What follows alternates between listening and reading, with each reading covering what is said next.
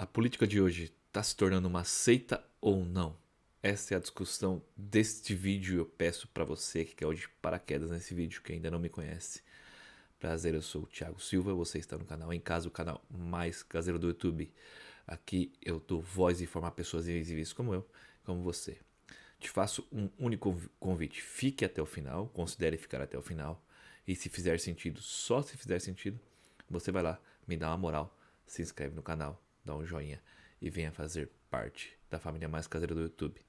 Aqui eu tento fazer análises políticas desapaixonadas.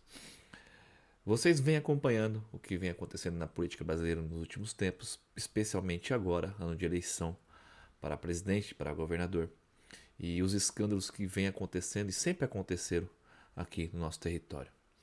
O último foi do Banco Master, o escândalo do Banco Master, onde Daniel Vorcaro, como presidente do banco e dono do banco, está envolvido diretamente a vários membros do STF.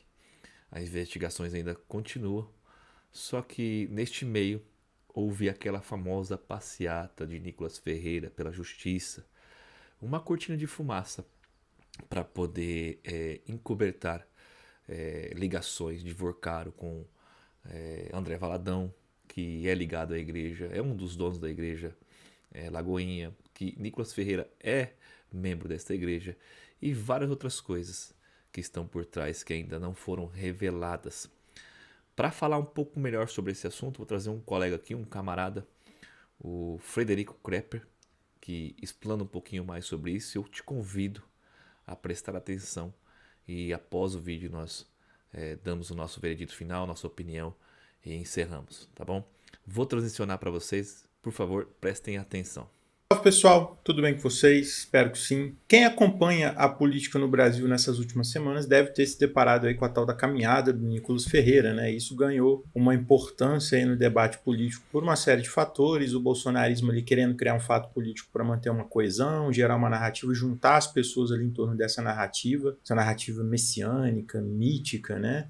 Ainda mais nesse momento em que a principal liderança dela está presa, há uma disputa ali pela hegemonia da direita também ali com outros grupos, com outras lideranças ali que estão tentando aparecer um pouco mais ali para ganhar espaço. Teve muita gente fazendo chacota, levantando algumas discussões sobre esse tema, né, sobre essa questão da caminhada, até diminuindo, né, esse fato, e isso acabou tomando uma proporção que algumas pessoas até apontaram que seria para desviar o foco ali da questão do escândalo do Banco Master. Eu até acho que essa interpretação nem está tão errada assim, para falar a verdade. O próprio Nicolas deve estar interessado em abafar esse caso do Banco Master, para falar a verdade. Mas o que me chamou a atenção e eu resolvi comentar sobre isso envolve o desfecho dessa caminhada, né? Aquela situação do raio que caiu nos apoiadores em Brasília e da repercussão depois, especialmente no comentário de uma senhora que foi atingida pelo raio. Isso me chamou bastante atenção por perceber um comportamento envolvendo a política ali no Brasil que lembra uma seita. E isso não só do lado do bolsonarismo, mas esse é só mais um exemplo bem impactante, inclusive. Eu vejo isso com bastante preocupação e eu queria conversar um pouquinho com vocês sobre isso no vídeo de hoje.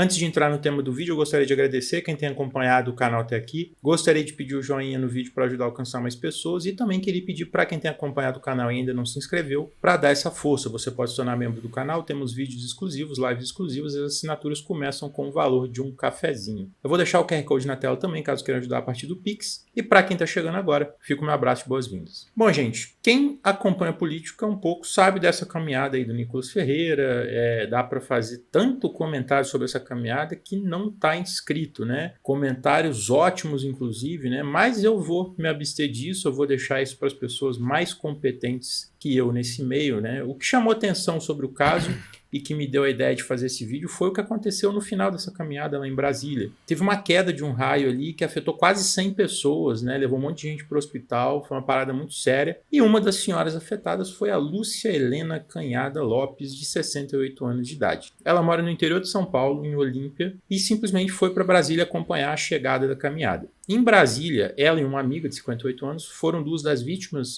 do raio. A amiga continua internada na UTI e a declaração da Lúcia é a de que se ela tivesse morrido não teria problema, pois teria morrido por uma causa justa. Isso chama atenção pelo fato de que a pessoa ela meio que coloca o bem mais precioso que ela tem, que é a própria vida, a serviço da causa política de um terceiro. Uma causa nobre, especial, segundo ela. Então não interessa se você vai colocar a sua vida em segundo plano. Esse comportamento é um comportamento que se assemelha a um comportamento de uma pessoa que é membro de uma seita. E aí o que é uma seita? Um grupo caracterizado por rituais, crenças ali, distintivos em relação à devoção de um deus ou de uma pessoa, e tem ali um certo isolamento da cultura ao redor, né, que é vista como maligna, prejudicial, e a presença desse líder carismático que vai estar ali no topo dessa hierarquia, dessa seita. A psicologia social ela dedica uma parte ali dos seus estudos para entender o comportamento humano desses fenômenos aí de seita, né, de persuasão extrema, e há algumas características ou princípios que ajudam a explicar esses comportamentos. Né? Você tem elementos ali da entrada da pessoa, de aproximação dela e se envolvendo com o grupo, depois você vai fortalecendo a identidade da pessoa como membro desse grupo. E uma observação, quanto maior o sacrifício e o compromisso exigido, maior a necessidade do membro justificar sua permanência. Isso inclusive tem a ver até com os estudos sobre dissonância cognitiva, que foram estudos que começaram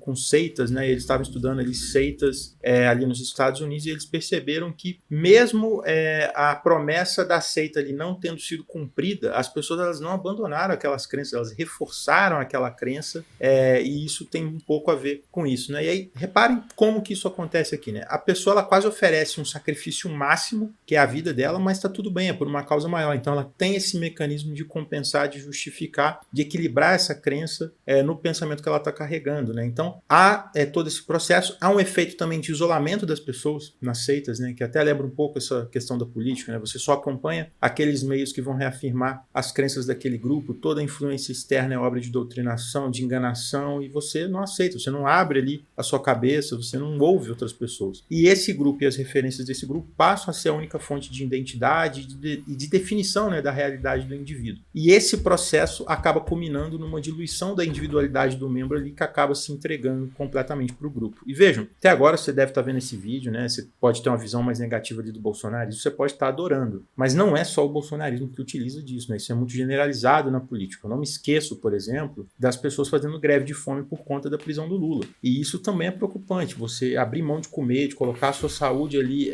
você coloca, né, sua saúde em risco para poder lutar pela liberdade do Lula. E vejam, gente, você pode militar, você pode achar que ele estava sendo injustiçado e tudo mais. Você pode também falar que é uma causa nobre, mas a discussão aqui não é essa. É a questão de você entregar a sua consciência, colocar a sua vida em risco, a vida das pessoas ao seu redor, da sua família, para cumprir com certos objetivos. A própria questão do pessoal ir acampar lá na porta da Polícia Federal em Curitiba também envolve um pouco disso. E a política ela tem esse elemento dessa questão grupal, né, sim, de você compartilhar alguns pontos com esse comportamento de seita.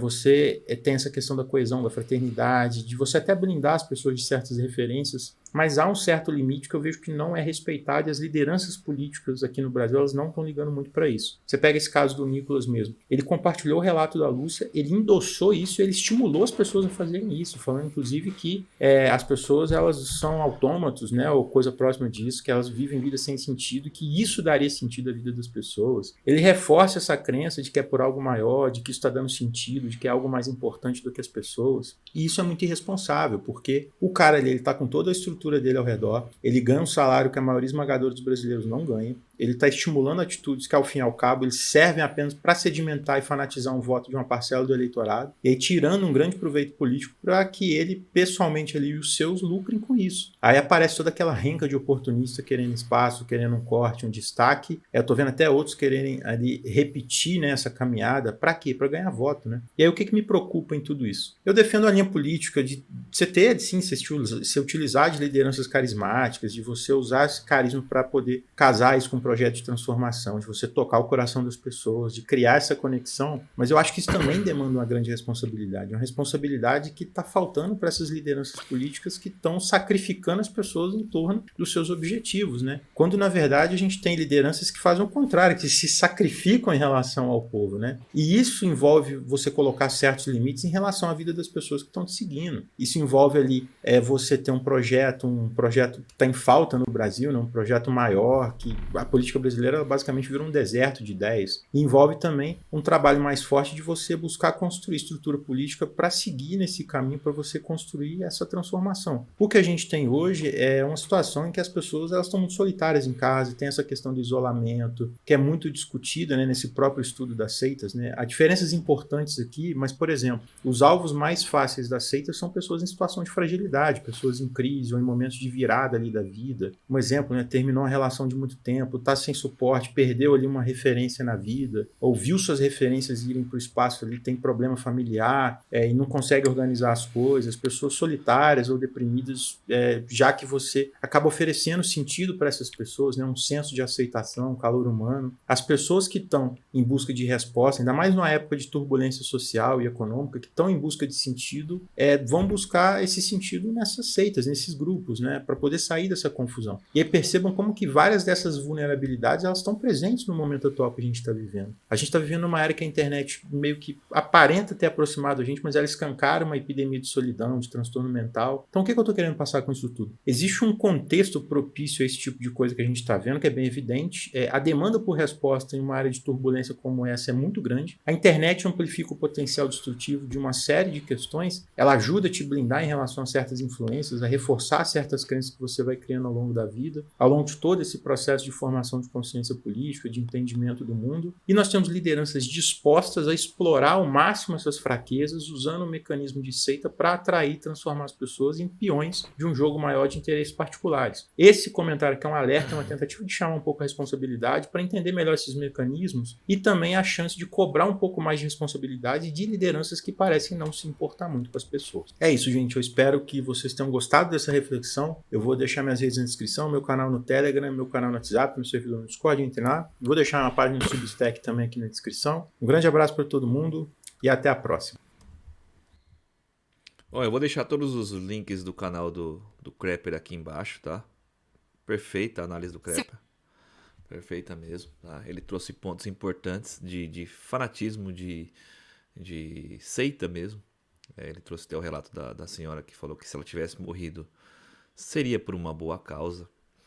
Infelizmente, muitos pensam assim mesmo. E eu vou até explanar e confessar uma particularidade minha aqui para vocês, né? Quem me acompanha já sabe, eu tenho orientações marxistas, eu tenho direcionamentos ideológicos mais voltados para a esquerda. E o primeiro ponto que ele tocou, realmente eu tenho dificuldade de ver vídeos da direita, vídeos que tenham ideologias ao contrário da que eu penso. Isso é natural de todo ser humano, tá? Mas como eu trabalho com a política, eu comento política aqui no meu canal, eu faço um esforço para poder entender o outro lado.